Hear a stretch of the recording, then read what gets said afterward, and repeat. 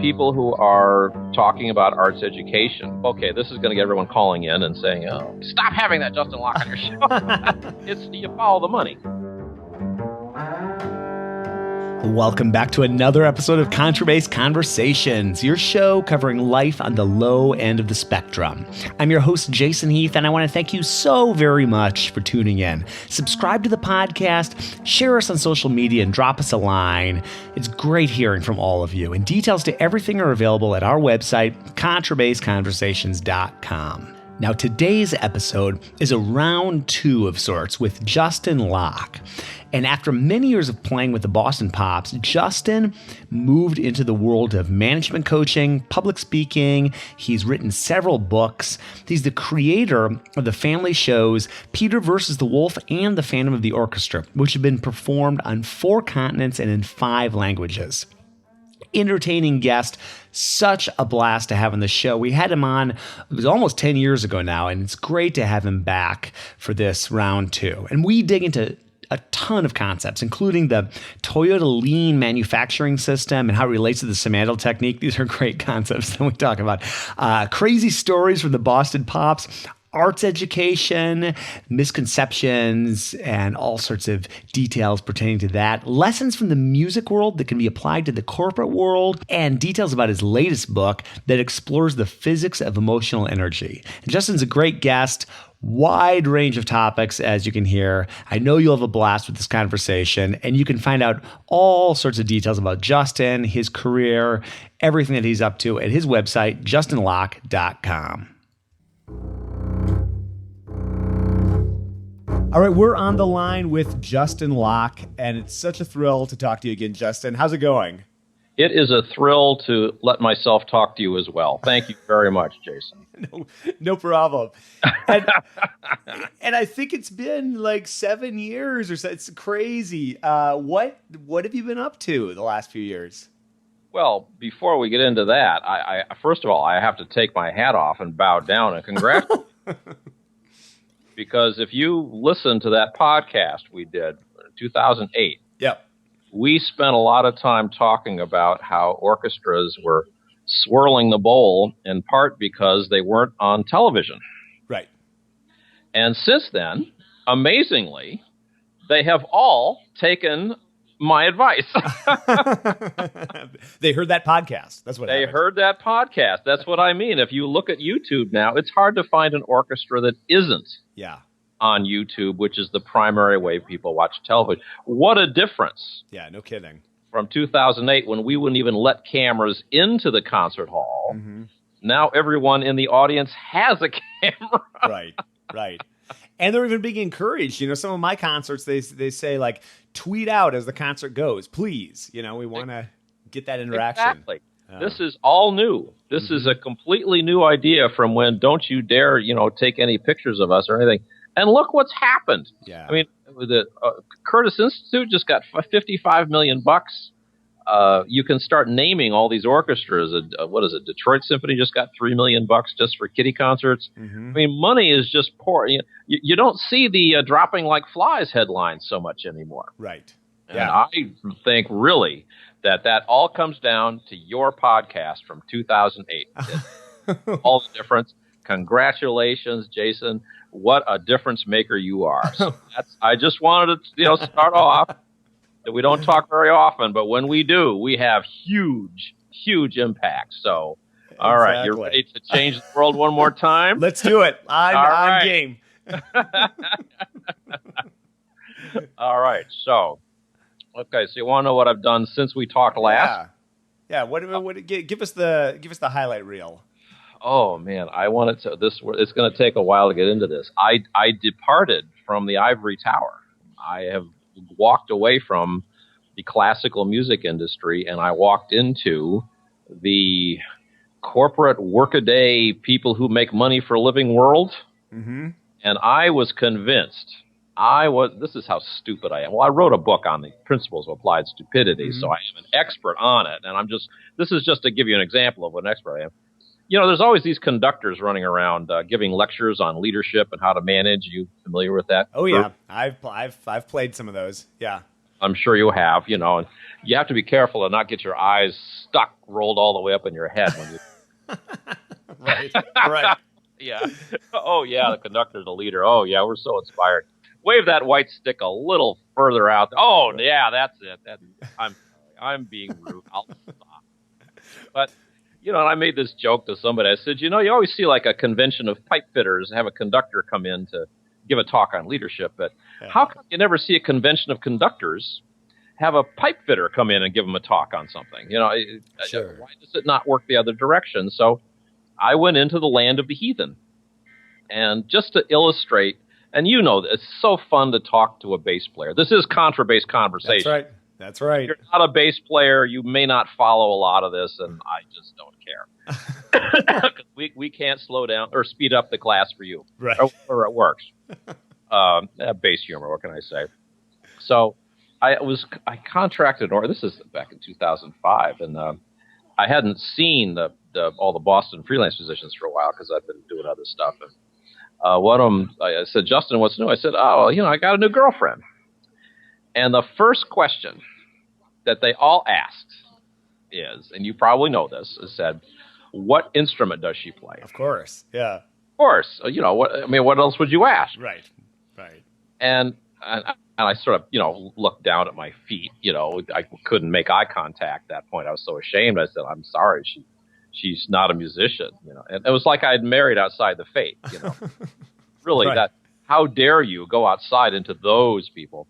But that kind of, sets the stage here for what I'm talking about is this cultural difference that I have been, like the prodigal son. I just went out into this world. When I was playing, I won't name names, but when I used to play in orchestras full time, I said, boy, I can't wait to get out of the music world, get back into corporate world where there's real managers and real professionals running things and, not this slapdash, everything last minute. Nobody knows what the heck's going on. And I did not know how good I had it. You would not believe how well run orchestras are compared to the average Fortune 500 company. Really? That's interesting. Huh. It is. I tell you, it was absolute 2x4 to my face. And I said, "You mean no one knows how to do this?" Well, no. Why don't you take this on? Well, how do you do this? I don't know. Yeah, just what's really what's happens. I've been doing all these is that I work for these companies now, which I love doing, by the way. Mm-hmm. But unlike the bass, where there's 8,000 bass players per gig offered. Or a flute player or whatever, if you offer a service that people are desperate for and they just can't get anywhere, I got a client in the building trades. You ever want to get a plasterer or a plumber to your house? You know how hard this is to just get them there? Right. Yeah, sure. Do they call you back? Not maybe. All these rules about customer service and, customer this and customer that all gets tossed out the window. Right. Because you need the electrician so bad, you need the plumber so bad that you will put up with any amount of abuse and neglect because you got no choice because all the other plumbers are going to treat you the same. And I'm just looking at this supply and demand effect going, oh my God, this is delicious. Yeah. I don't have to do that. But, to see how the reason I want to talk about this is that I'm actually learning some really cool stuff in the big picture. And what I want to talk about is the concept of Toyota Lean. Now, before we go, I actually prepared something for you today. Okay. Did you do the Simandl method when you started playing the bass? I did indeed. That atonal first page with all the double sharps, that day one. Yeah, that was, of course. Right, so dude, all right, this is bass conversation. If you didn't do the Simandl method, you're not going to be able to follow. That's right. Go back to episode 1. Yeah. Episode 1, lesson 1 note, Johann Mouse. So off we go. No one remembers Johann Mouse. It was Tom and Jerry. Lesson 1 note. But anyway, I picked up the bass, and I didn't have a teacher. I just had, my sister's bass and a lot of time to fill. So, you remember the first finger goes on A flat. Yep. Second finger is on A, and the fourth. Then you don't use the third finger. That was a big concept right there. Yeah. You mean I don't use this finger? And my hand is still deformed, by the way.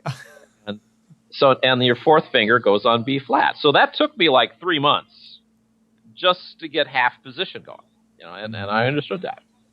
So then I turned the page, and now your first finger is no longer playing A flat; it's playing A. Yep. It took me another 3 months to grasp the concept that I didn't have to use the same finger on the same note. Mm-hmm. I mean, that's a big deal when you think about it. Oh yeah. That leaves the fourth finger free, and if you're playing in a sharp key, you don't need A flat, so of course you would shift up to that position. Yeah. And that's okay. So that's the concept that's an artistic craft concept here. And I guess where I'm going with this is talking about my favorite topic, which is arts education, because my kids shows. I forgot to tell you about all that stuff, but we'll get to that in a minute. Sure. And I see, this is a pet peeve of mine, that people who are talking about arts education, typically, I have to, okay, this is going to get everyone calling in and saying, oh, maybe they'll say, stop having that Justin Locke on your show. It's you follow the money. And all these ads, and there's always a study someplace. Studies show that kids who take music classes are better at math or something like that. I mean, I assume you're familiar with this. Oh, yeah, of course. Propaganda. Yeah.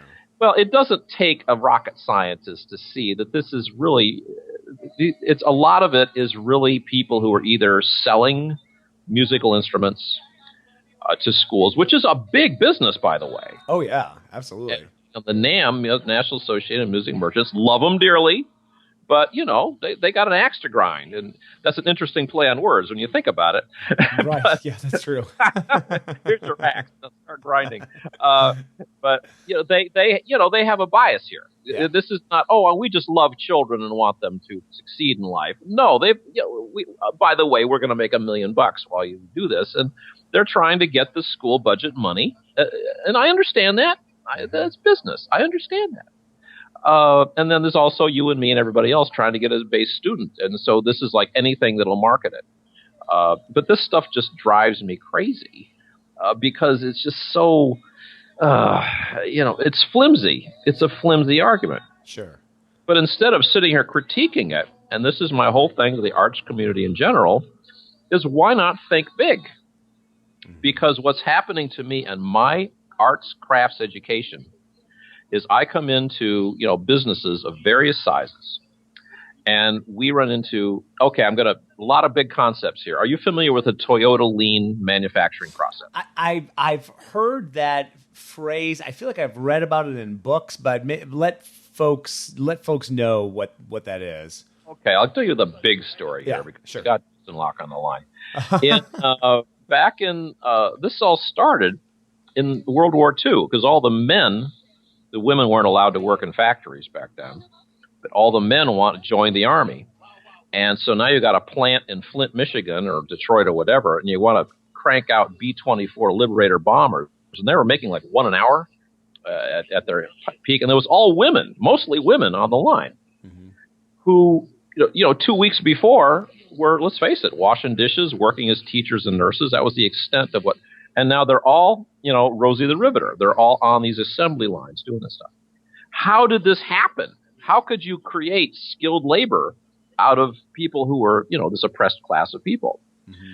Well, they came up with something called training within industry. This is called TWI for short.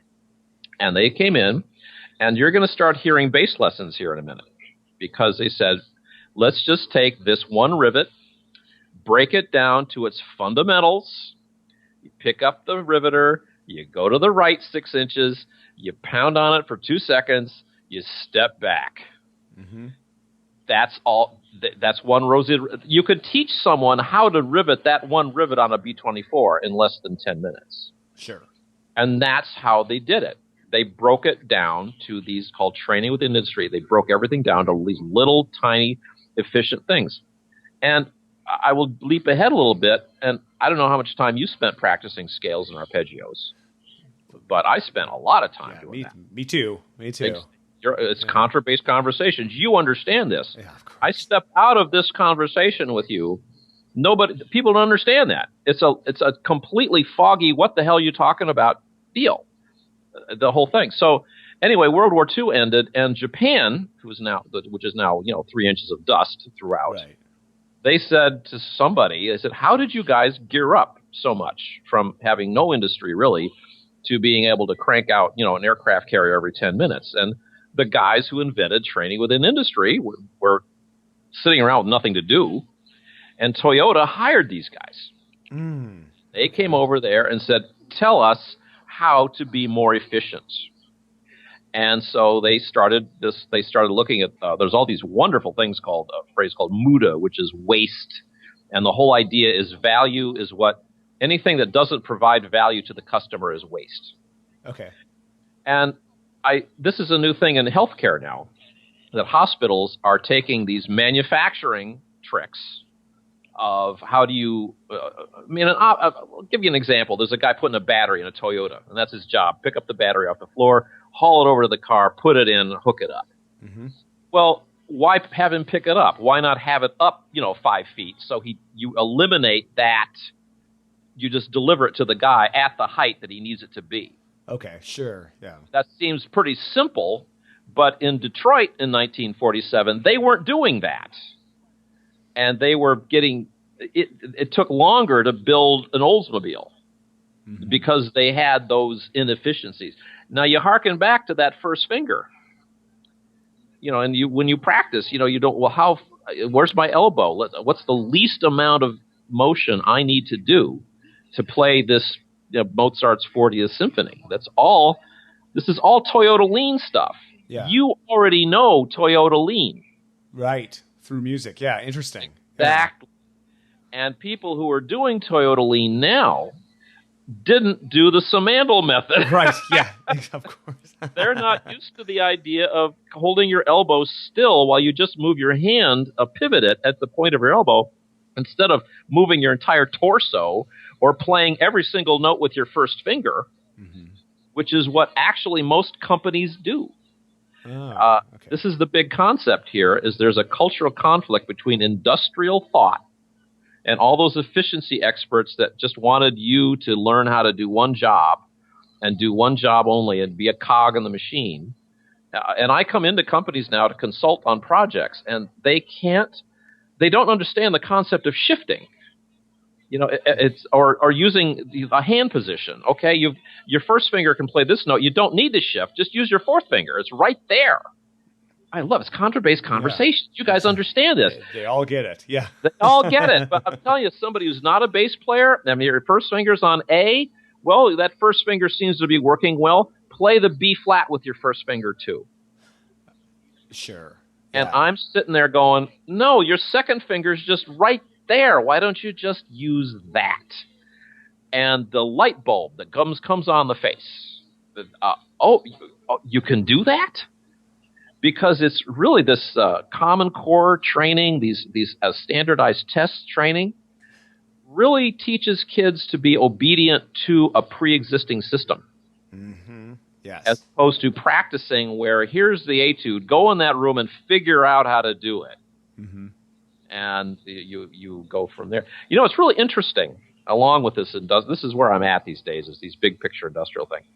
Back in 1910s and 20s, education became mandatory. Yeah. It's a great book called The 12-Year Sentence, by the way. It has the whole history of this. 12-Year Sentence. Okay, cool. I'll check that out. It's a kid with a little, pen in his hand and is handcuffed. Because you think about it, the state comes and says, you must be in this institution. Yeah, it's true. Yeah. It's not an option.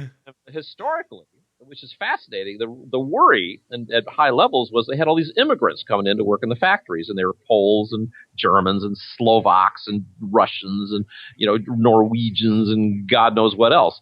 And they're all speaking different languages.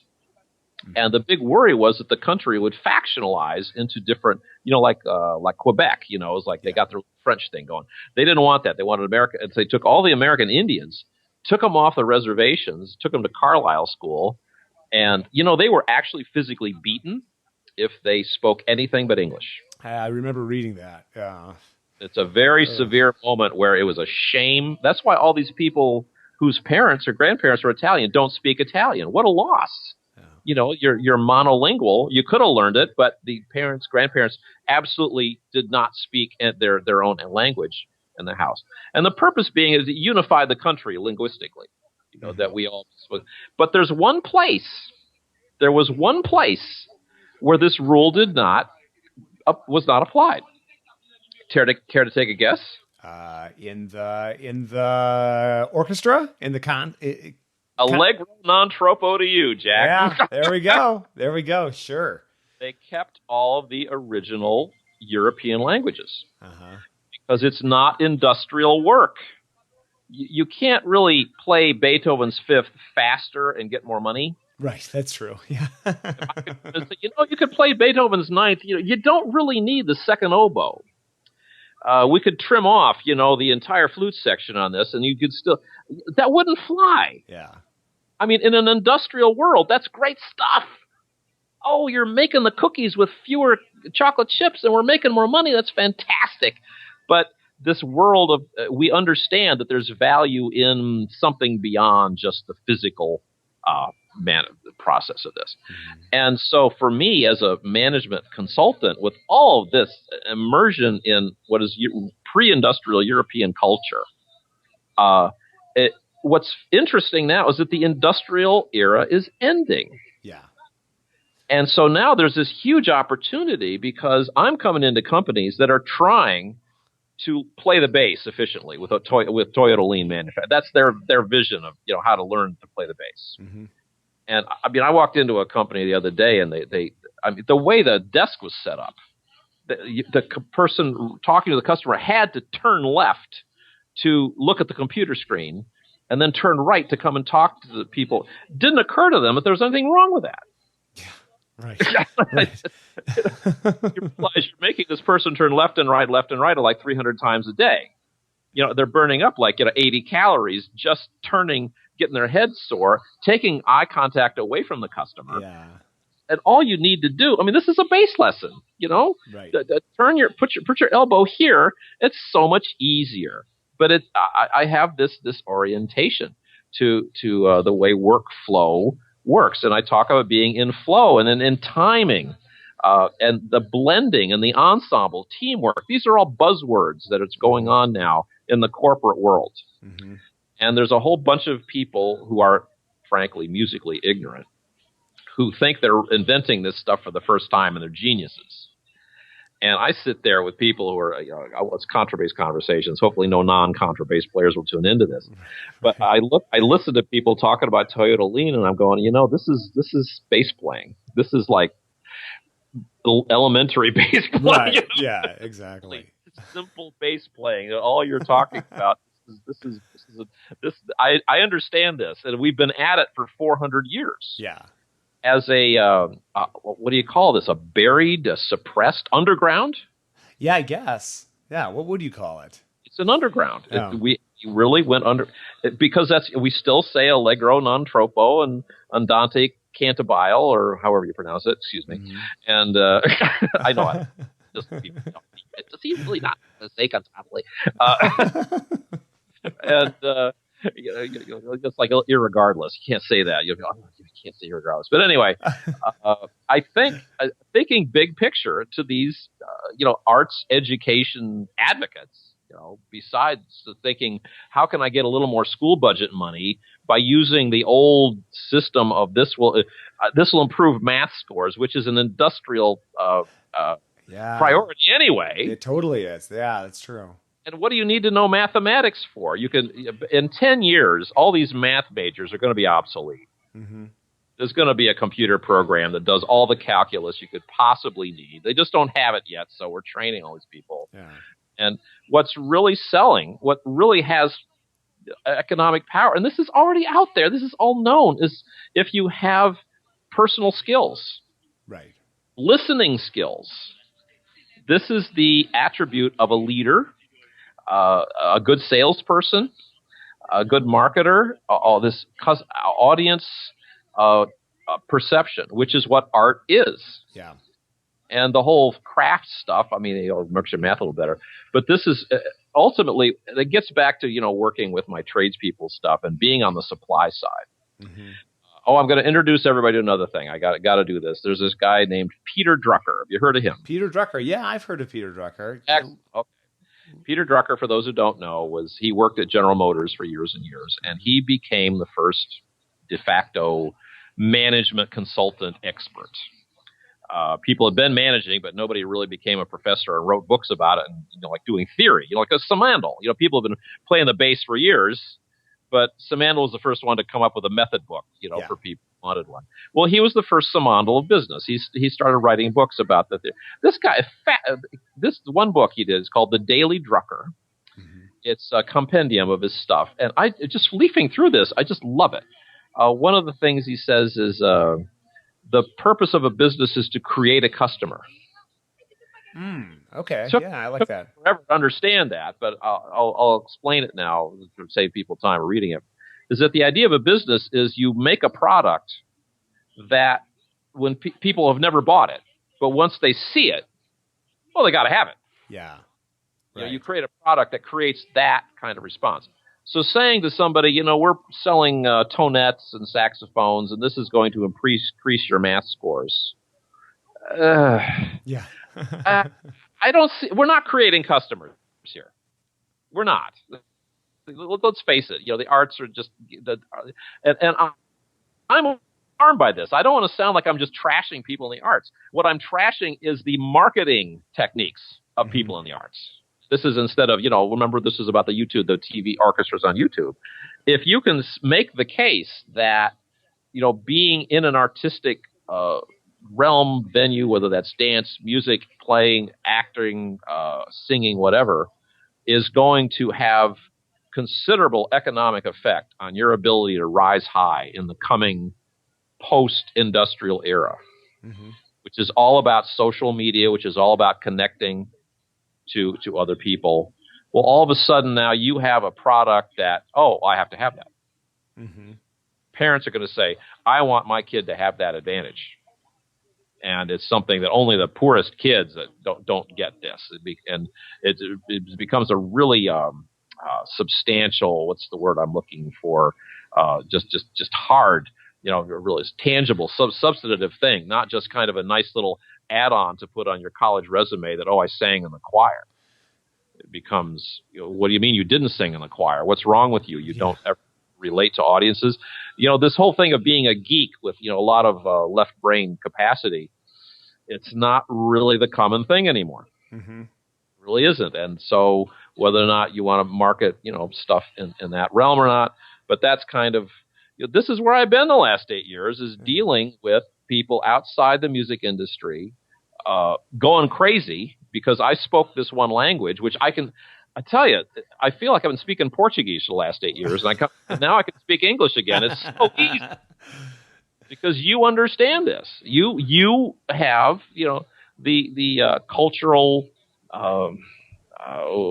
vocabulary of this, and your listeners do too. But I go out in the dance world. I do a lot of swing dancing. Oh yeah, very serious. Oh yeah, I love West Coast swing and hustle. Nice, yeah. And I took this up like 25 years ago, and I hope they don't tune into this, but. The thing is, well, come on, I play in big orchestras. I'm a guy. Right. I've been around the block. Sure. I'm on a first name basis with John Williams. So, I'm not some slime ball. Right. And the music that they play at the dances is to me is like Dick and Jane. Music is so simplistic. Right. And but the other people there, they study dance, but they don't understand the music.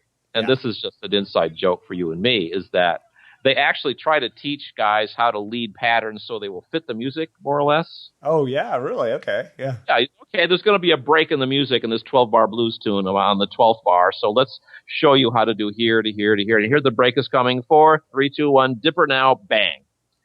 And they try very hard to learn this. But, of course, in the course of a dance, most guys are musically illiterate. They can't hear the music. Sure.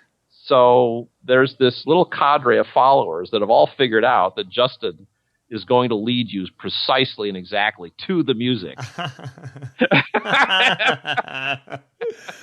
And, they just kind of, it's not a lot, but the ones that have figured it out, they line up, because they know I'm going to, and I just tease them when the break in the music comes, that I put them in a position or a dip or a slingshot or whatever, and then I just go, how does he do it? It's magic. And I just, but I can hear these things coming. It's like an expressway exit. Right. When you're playing an orchestra, the break's coming. You see it coming. You hear it a mile off.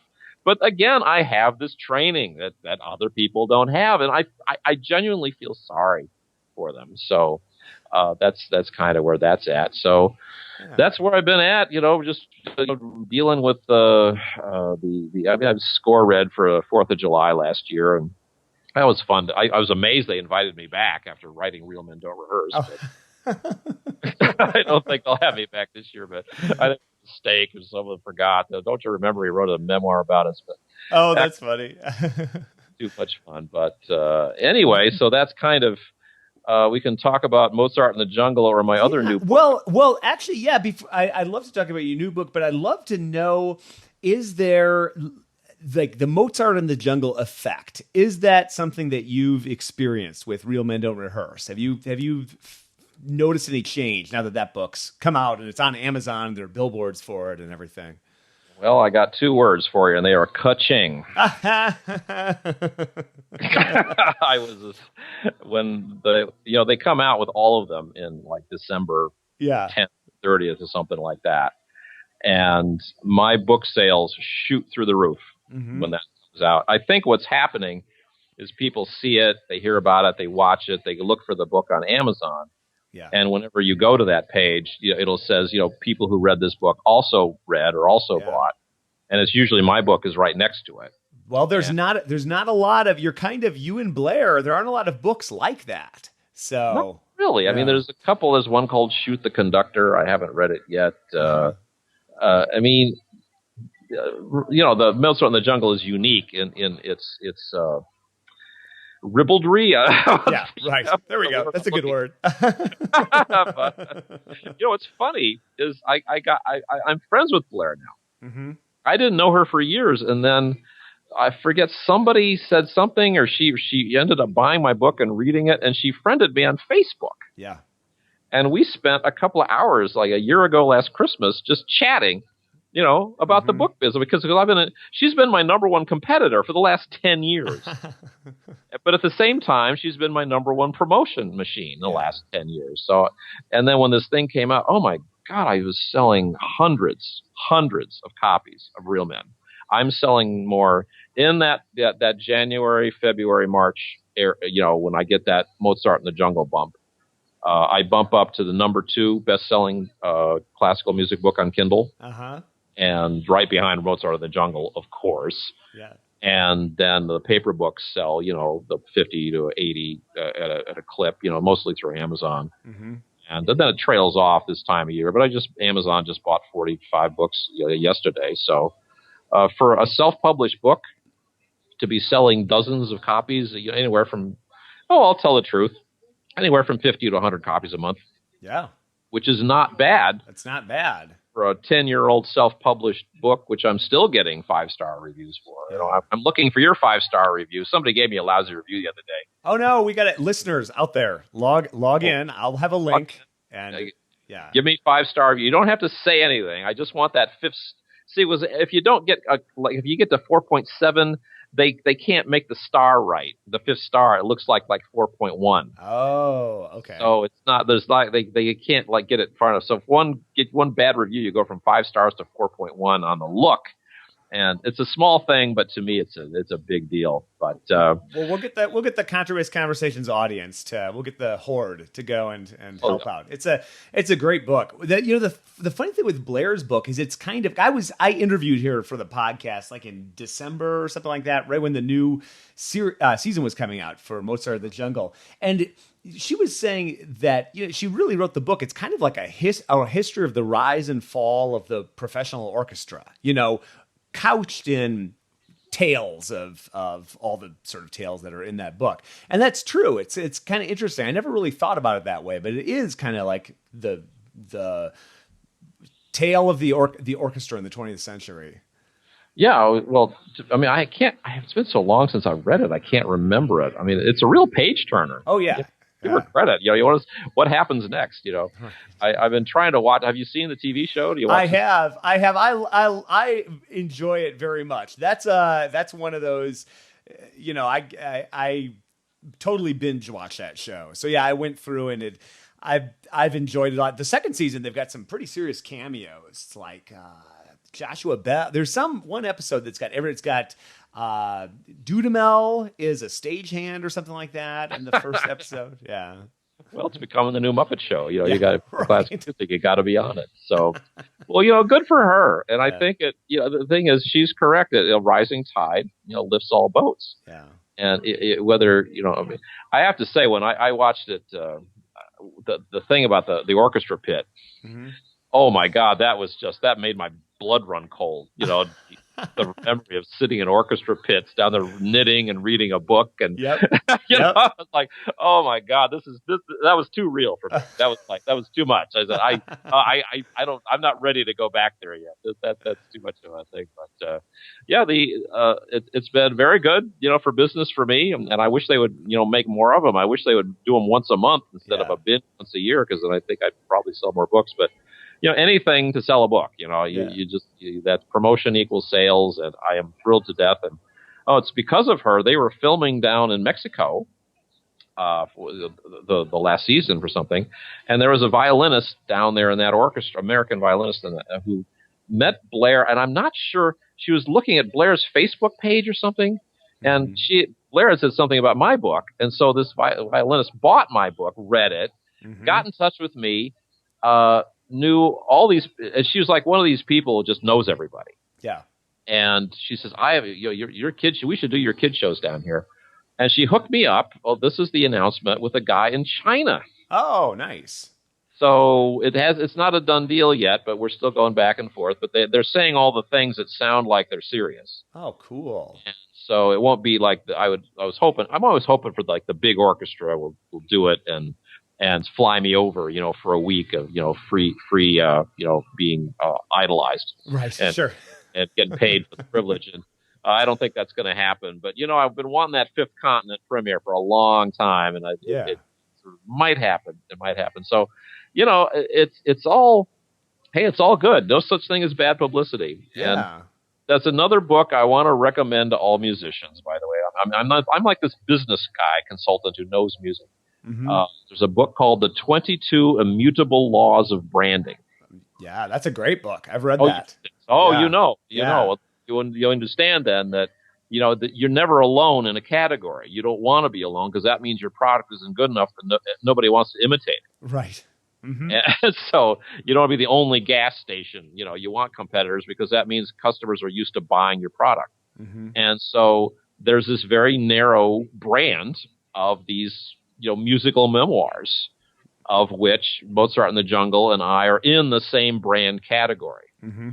So every time, people discover her brand, they immediately say, well, after you've had, IPA beer, hey, maybe you want to try some Pilsner. Yeah, sure. And this is good for the Pilsner people that you tried IPA, because that was the gateway drug. So it's all, but again, these are all things you learn, not taught in the music industry. Right. This kind of, it's weird. It's kind of like this yin and yang, completely separate, segregated ideas. Well, these people are all about business and bottom line, and these people are all about just the spiritual oneness. No, you could combine them. Right. You'll be cooking with gas. So anyway. Well, now you've I feel like you've come out with a few books since I talked to you last, haven't you? Because what did you have out in 2008? You had, obviously, Real Men Don't Rehearse. Was there anything else that you'd published at that point? The second book that I did, which I still think is my best book ever, is called Principles of Applied Stupidity. Okay, yeah. I wrote that in 2008. I got some speaking gigs out of that, and I got sold like 1,000 copies. And then the recession hit. Yeah.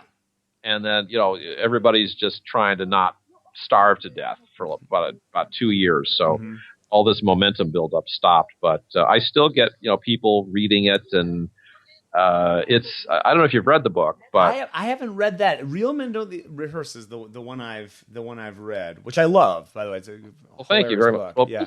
Well, what I wanted to do, and we got at least 20 minutes left on this podcast, is I was fascinated by Arthur Fiedler. Mm-hmm. I played for him the last 3 years of his life. I played his funeral service. I can honestly play. I played Fiedler's last show. Wow. And so I was always fascinated with him because he was the guy. He was the number one. Let me take a drink here. He was the number one conductor for 50 years. Mm-hmm. And think about that. 80,000 guys with batons in their violin cases squirreled away. How many people want to be a great conductor? Right. A lot. Yeah. A lot. More than it's like cockroaches. For every one you see, you don't. And but I love conductors. Just make a joke. Do my kid show. It's just bass players, right? Right. Bass players. Nobody else. Yeah. Okay. All right. So we're golden. But you know the drill. And here's this guy with he's not very tall, which you don't need to be, I guess. Not very good looking. Didn't have a pleasant voice. Grew up in South Boston. He's not exotic. Can't compose. Was a third-rate viola player, utility percussion guy. How did he become the most famous, successful conductor on the planet? Mm-hmm. This just grinding in my mind because it just made no sense. Because you're taught these industrial ideas of, if this, then that, and to get here you must do this. And here's a guy who didn't follow any of the rules, and he went right to the top. And you see people like John Williams, who is now the greatest famous conductor in the world. He doesn't have a college degree. Mm-hmm. And you're like, 4 of the 5 richest people in America didn't graduate from college. Yeah. There's all these things that my mind buzzes around. So I said, wouldn't it be funny to write a book that said, to be successful, you want to be as stupid as possible and not follow any rules. And it was meant to be a joke. It was all meant to be a joke. But as I got further and further into the book, it started to make sense in a weird, bizarre kind of way. And you start to see that, by not following these rules, this is how really successful people operate, is that they transcend the rules. Mm-hmm. And they don't conform. And the whole idea of smart and stupid has nothing to do with brain power. Right. It's everything to do with being obedient versus a pain in the neck. Mm-hmm. And if you're a pain in the neck, you're stupid. And if you're obedient and not in any trouble, that's very smart. What a clever little boy you are. And it's all designed to use our shame vulnerability against us to direct our behavior this way or that. And really successful people transcend that, are not susceptible to that. And so the book is about people who are feeling like they have to be smart. Say, no, you don't have to be smart. Try being stupid for a while. Mm-hmm.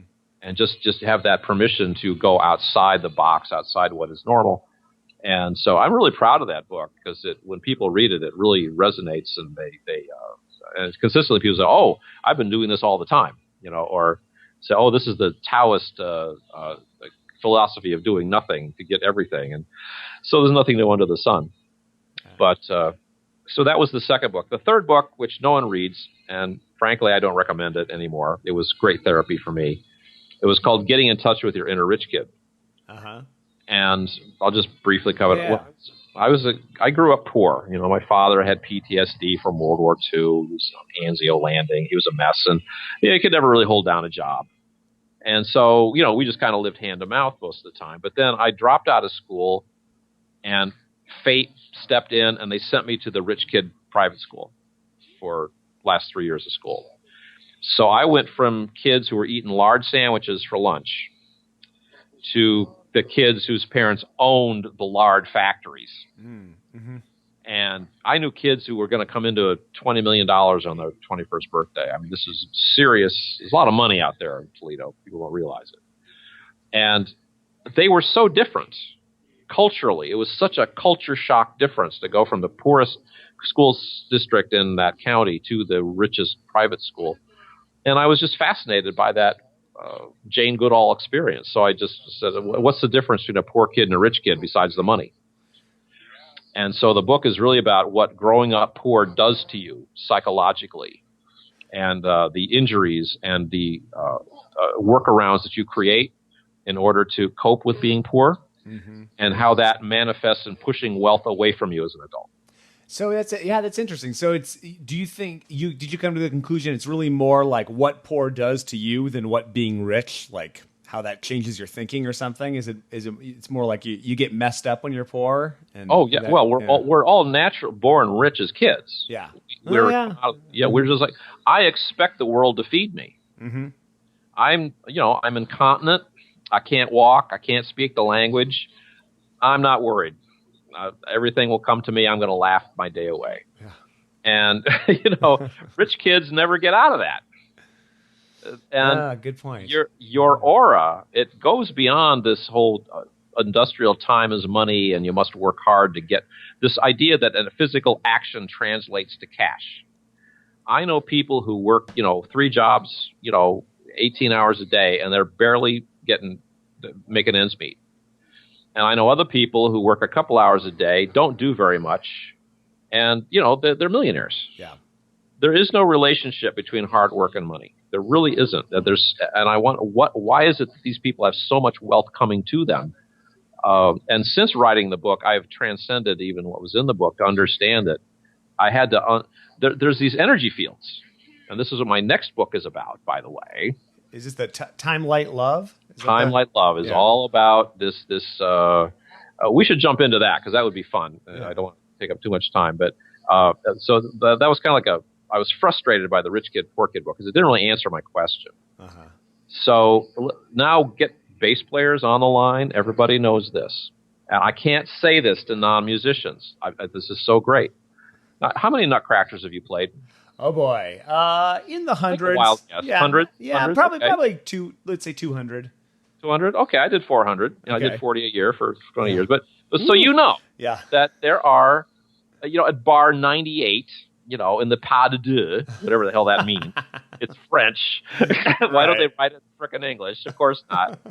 It's all in French. The last chapters of all my books are titled Apotheosis.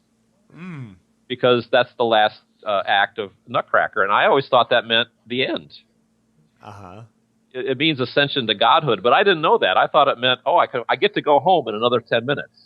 And that's what apotheosis means to me. I can't get that out of my head. Nice. So that's the last chapter of every book I write is apotheosis. It's the last chapter. But at a certain bar, you'll be in the pit, and the audience is going to laugh at bar 98. Right. Every night. Now, it's a different group of 5,000 people. So they should be laughing at different points if life is truly random. But it's not. It's bar 98. Completely different group of control. You had a control group Monday night. Now you got a separate group. This is scientific research, Sure. When a whole another 1,000 people have the exact same reaction to a drug or a series of notes, this qualifies as science, I think. Yeah. Can't get them to believe it, but you and me, we understand that it happens the same over and over again. Now, I've always had this theory in my mind of wondering if there was like a limited number of emotions, because as musicians, our product is not making vibrations in the air, because anybody can do that. Crickets do that. But it's manifesting an emotional reaction on the part of the audience. That's really what they came to get, right? Is a state of feeling. And like, for example, you'll be playing one piece of music with one conductor, and this is all codifiable as frequencies. The pitches are frequencies. It's A440. It's 400 oscillations, 440 of them. And if the guy next to you is playing A4442, that's kind of annoying, is it not? Right. It is definitely, yeah. Definitely annoying, But these are differences in frequencies. And let's just talk about, so one conductor gets up there, and now he's got a frequency of 100 beats per minute. And it's great. The audience loves it. Next night, same orchestra, same everything, except different conductor. He's now at 70 beats per minute. Uh-oh. Right. And it's the same notes, same piece, same player, same space, same title. But now you have a completely different emotional reaction based solely on a difference in frequency. Yeah. So I started to wonder, and I'm just wondering here. I'm not saying I have an answer here, but I think there is a relationship between time and emotions. Sure. Yeah. Now we tend to think of feelings as chemicals. And I've been reading a book about this. It's really it's like the drug companies. Once they got to penicillin, they said, "This is it. We got to find more pills." Yeah. That's the answer. But in fact, I had a conductor once. Oh my God, I'm sure you've had one of these. He would say, "Make it more beautiful." Right. Okay. What does that mean? Yeah. Yeah. What does that mean? I don't know. Do you know? I don't know what that means. And A little more vibrato. Yeah. Well, again, I would say, do you want it higher, lower? Louder, softer, which is a difference in amplitude instead of frequency, but that's a minor point. Faster, slower, longer, shorter. There were these 4 dimensions of numerically codifiable changes that would make it more or less beautiful. But beauty is an emotional reaction. So the point is, I think is there a scientifically codifiable relationship? And see, as a bass player, there is. Yeah. Because this conductor, it's too slow. Right. And you can see the audience falling asleep because the frequency is wrong. So I was just saying, okay, well now, what if there's like a periodic table of emotional energies? How many emotions are there really? That can't be an infinite number. Right. Yeah. So how many are there? There's patriotic. There's adagio. There's sadness. There's a valse triste. A sad waltz. Again, it's not in English. Freaking composers. Of course. Yeah. English. We got to speak all these different languages. Capriccio Espanol. Can't you say Spanish caprice? Right. Nope. It's more money if it's not in English, by the way. They pay more. So here's what I came up with. For a long time, I was thinking it was a physical thing, that there would be like chemical reactions or something. But then I said, wait a minute. This gets deep. I mean, there's millions of colors. How many primary colors are there in the universe? Right. It's 3, right? Isn't it? Exactly. Yeah. Okay. Now there's things called nucleotides, which not everything, but certainly all human beings and mammals are all designed using DNA. These little numbers, Sure. do you know how many of those there are? I know there are 27 chromosomes, right? I don't know if DNA. Yeah, I'm not sure it's DNA. There are nucleotides. So all those dinosaurs, it's G, T, A, and E or something like that. Okay. And your eyeball is designed just using 4 letters. Your liver is designed using just four letters. How many chords are in 12-bar blues? Right, 3. Exactly. How many notes are there other than the octave in a major scale? 6. Right, I think. Bass player. You're a bass player. That's right. You would use. I only play 2 of them. Yeah. That's right. You only play a C, G, and F. Yeah. Well, my point is, you can take these massive, complicated things. They break down to just 3 or 4 elements. Yeah. Yeah. Huh. Interesting. Atoms only have, protons, neutrons, and electrons. All matter is based on those 3 things. So my point being, what I was going at theoretically was, is it possible that all these emotions that we manifest in an audience with these frequency changes are actually just like colors? And we talk about the color of a violin or the color of a sound or a singer. Are there just 3 primary emotions that all of these emotional reactions are made out of? Yeah, cool. So yeah, you got the primary colors of emotion, and then these others distill out, or they're like offshoots. Exactly. Okay, interesting. Yeah. You can name any color in the universe, from fuchsia, to whatever, burnt umber, and I will tell you with a number, it's this much green, this much blue, and this much yellow. Yeah. It breaks down to that, and you can take any symphony of Beethoven and I say, well, that's a tonic chord, that's the subdominant, that's the dominant, we're back to the tonic chord again. It all breaks down to these little simple things, and I just wonder, can we take emotional energy and break it down to these three. And so the book is, you can read the first few chapters on Kindle, the Kindle page for free. Yeah. Yeah. And I'm not telling people to order the book because it gets, it's fanciful. Yeah. But I was just wondering, could we? Because I'm looking at the way. This was cool. This is musical, and this is suppressed. Is that Isaac Newton was looking at colors of the rainbow, and it was interesting that every other color of the rainbow are the primary colors. And he likened those 7 colors to the 7 notes of a major scale. Oh, cool. Huh. And if you the 3 every other, the primary colors of a rainbow, it's the root, the third, and the fifth. Oh, wow. Oh, that's great. It is. I mean, it's just going, holy I've never heard about this anywhere. I know. Well, why didn't they tell me this? And it never went anywhere. Nobody ever talks about it. But when you think about a triad, all the music ends there. Yeah. Unless it's Boop's Meat music, and it ends God knows where. But and if it doesn't end on a triad, on the tonic triad, it's not over. It's like, well, it needs to go somewhere. It's out of balance.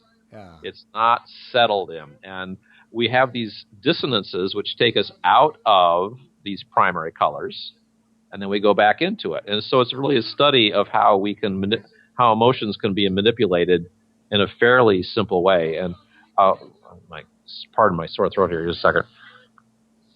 So what I broke it down to, just to give you the thing, is that the 3 primary emotions, that to be a primary emotion, it has to exist at all ages of your life, in all people, in all cultures, throughout history.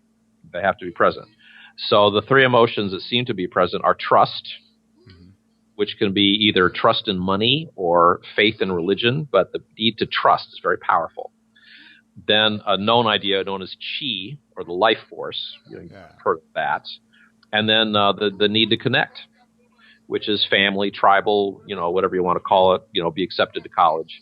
These are the 3 primary emotions. And then when you introduce fear, is actually like the Doppler effect. It changes that's like a triad. If you're really happy, your triad of 3 primary emotions are just full on 100%. And the minute you start to introduce a change in and this with some people, they're just out of tune. Sure. Yeah.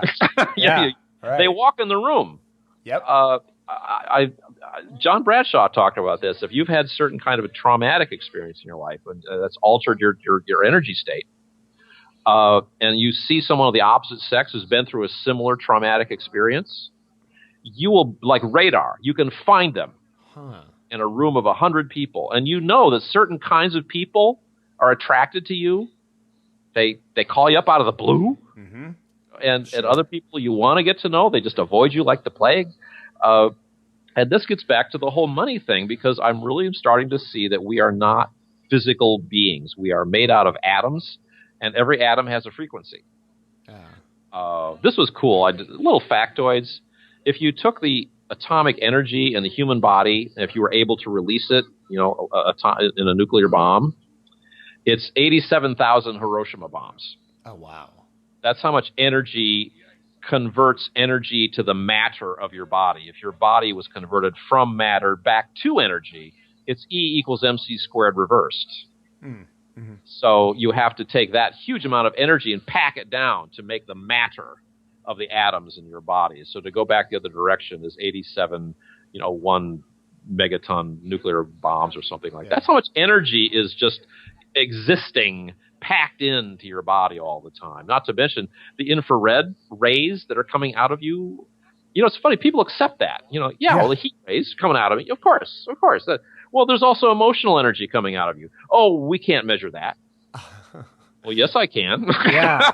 Oh, that's like a super intense concept if you start to really think about it. But that's true. Yeah, we are these like vibrating piles of atoms and radiation. And to bring it back down to contra-based conversations, that one conductor will come out and the whole orchestra snaps to attention. Yeah.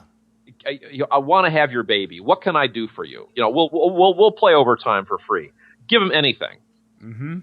Totally. Then another conductor comes out, same tailor, same fiberglass stick. You don't care what they have to say. Yeah. They kill, and you've got do you is this a non-Boston phrase? Getting the palm? Do you get this? I don't know. I don't think is that you're playing too loud? Or Yeah. Is that, yeah. Players in Boston, they always say, "Oh, we got the palm." Yeah, we call it getting the hand. We got the hand. You got the hand. Yeah. Well, why is it? Why do they do that? There's actually people who cannot withstand. It's like working with an electrician. I've really gotten into this whole idea of energy flow.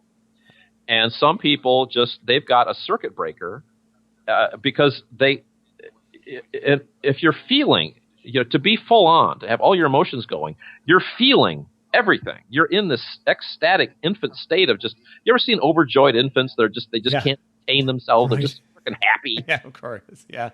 You never see one baby who's like got a beer bottle going, "Oh, I hate life. They don't change the diaper." It takes a long time.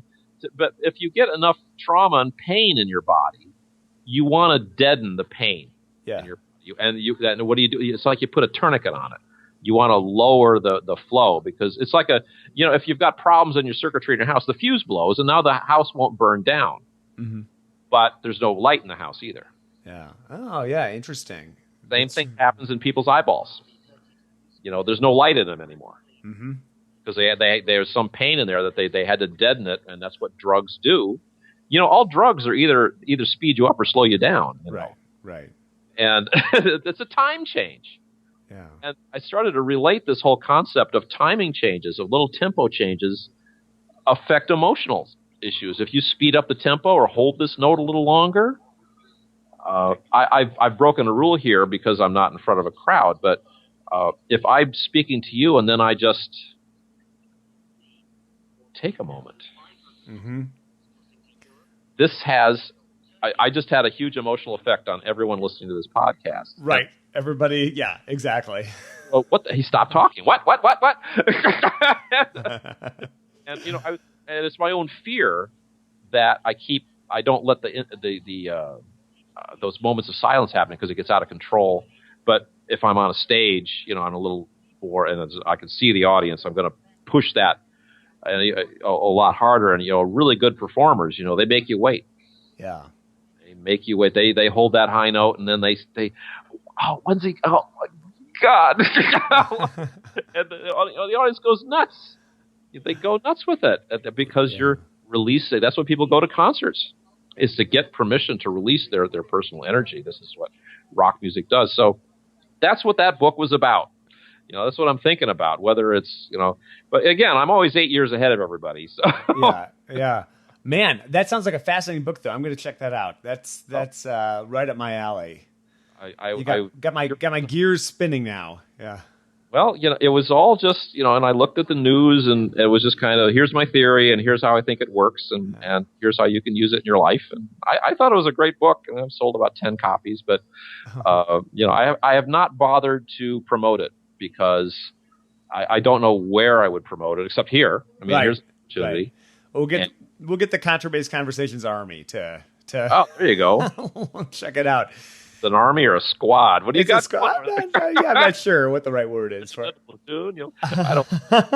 You've been a long time. Well, you're big stuff now. My goodness. Well, this stuff is. It's funny, like getting back into this. I took some time off. I took a full-time job that like sucked up every second I had. But I'm done with that job now in 2 days. And so I started this back up, and it's like a new era. I think everybody has an iPhone now. Everybody's running around. It's just easier to access these things. But yeah, we've gotten over 1 million downloads in the last 5 months. So it's just which is pretty remarkable. Yeah, I hear. I you had like a little thing in your basement with your mother and your aunt listening to it. I would have, I would have brushed my teeth.